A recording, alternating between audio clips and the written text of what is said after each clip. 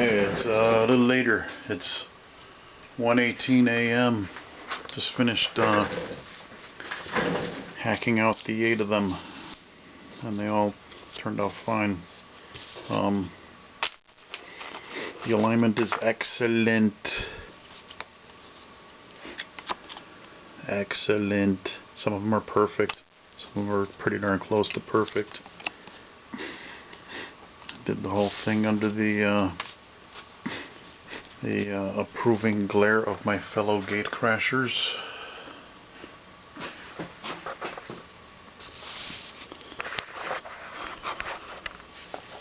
I talk to them a lot these days.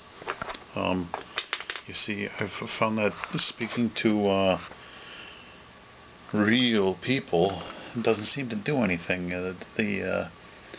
When logic cannot change somebody's opinion, you might as well be talking to a brick. So talking to them is potentially, since it's a big universe and they could be real somewhere,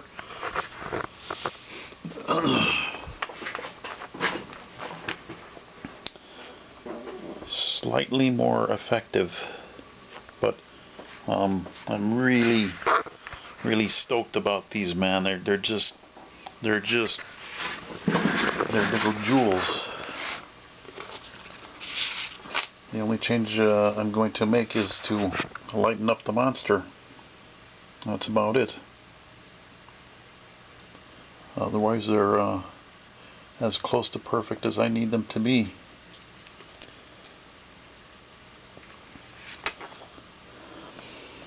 Now, think of this. Just consider this. A reasonably intelligent kid can learn the NQaLF spelling system from this. A credit card size chart. And because there's 2 sides on the back, instructions on how to type it on a keyboard. Now you compare this to Hooked on Phonics or any spelling educational system for English. Big boxes chock full of books and DVDs, coloring books, and that's one box for the beginner. And then there's like 8 of them altogether. 8 of these boxes. You'll spend over $1,000 to get the whole set of Hooked on Phonics, and then similar for your Jolly Phonics and well, there's just a bunch of them.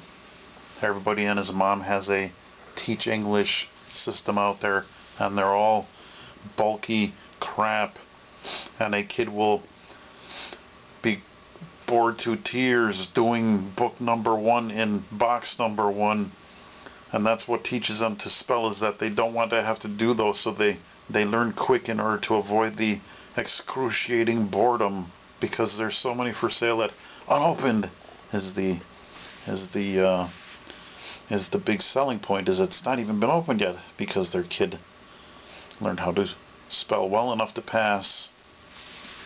And yet the kids could do the entire course and they still will not be able to spell all the words in the English lexicon, because it's crap. It's a million relatively random strings of letters.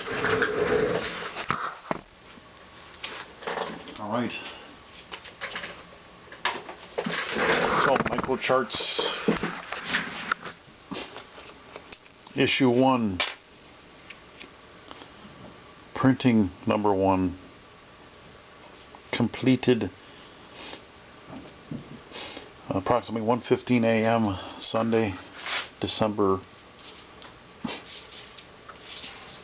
21st, 2014. Alright, boy, those are just too cool, man. They're just too cool.